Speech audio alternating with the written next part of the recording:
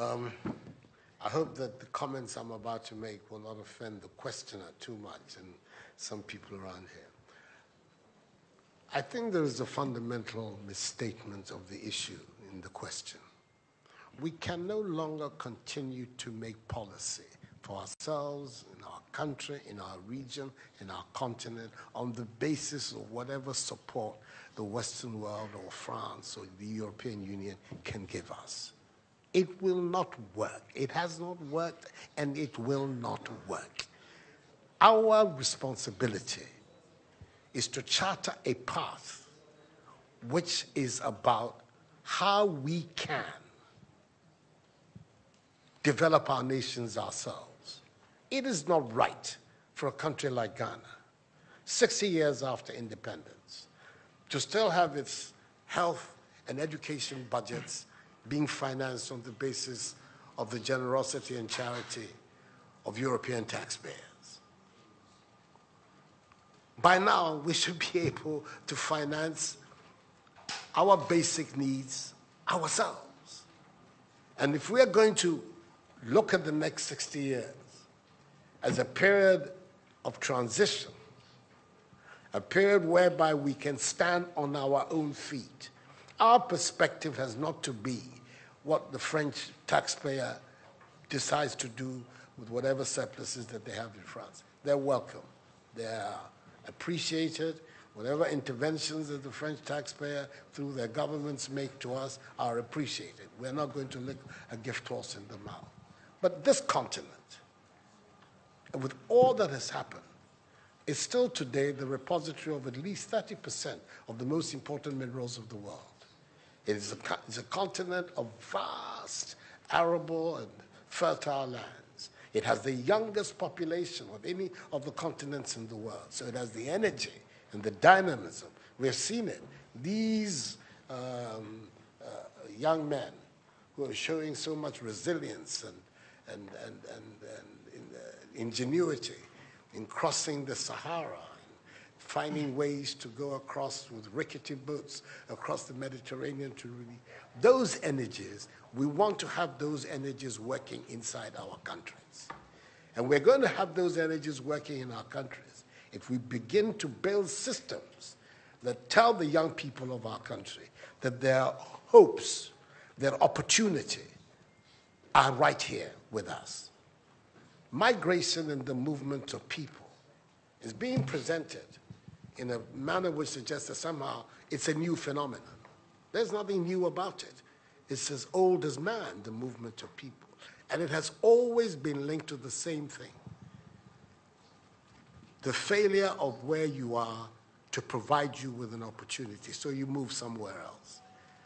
Those of you who are familiar with 19th century European history would know that the biggest wave of immigration in 19th century Europe, the latter part of it, came from Ireland and from Italy. Waves upon waves, generations of Italians and the Irish people left their countries to seek the American paradise, largely because Ireland was not working, Italy was not working. Today, you don't hear it. Italian young people are in Italy.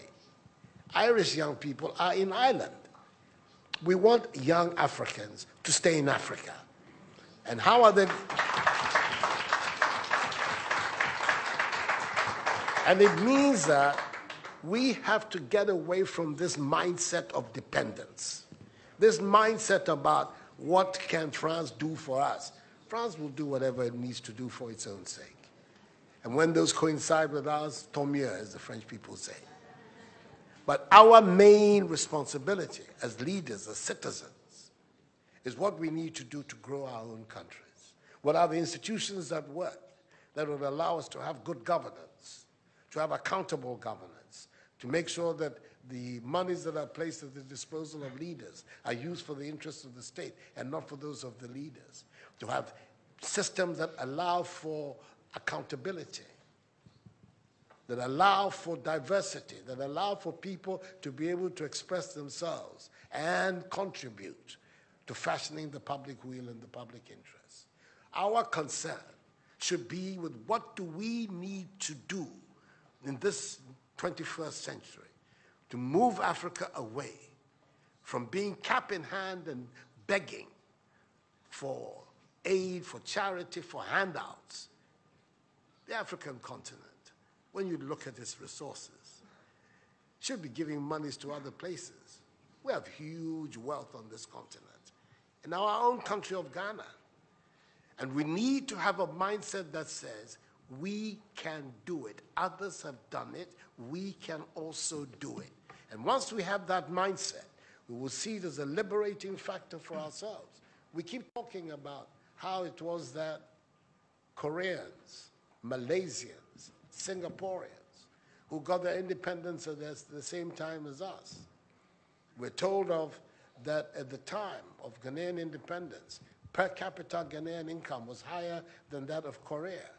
Today, Korea is part of the first world. So is Malaysia. So is Singapore. What happened? Why did they make that transition? And 60 years after independence, we are where we are.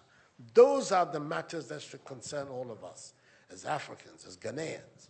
And not, when I say so, with the greatest of respect to the French president, I think that the cooperation of France is something that I am, as you know, a strong friend of France. I am Francophile. So I don't have any difficulty with that. But I'm talking about our own propulsion, what we need to do to get our countries to work so that we can create the conditions that would allow our young people to forego this hazardous effort to get to Europe. They're not going there because they want to. They're going there because they don't believe they have any opportunities in our countries. So that should be our focus. And I believe that with that if we change that mindset of dependence, that mindset which is contingent on aid and charity, we would see that in the decades ahead of us, the full flowering of the African peoples would take place. And that new African personality that was talked about at the time of our independence will become real and imminent in our times. That's what I'm saying. I hope that I'm not upsetting the questioner or even some of my friends who are here. But these are my strongly held beliefs. And that is the reason why I've adopted as the slogan of my presidency, of my period in the Supreme Office of Ghana, that we want to build a Ghana beyond aid, a Ghana which is independent, which is self-sufficient, that is capable of standing on its own feet and building its own life. We can do it if we have the correct mindset to do so. Mr. President, those are my contributions.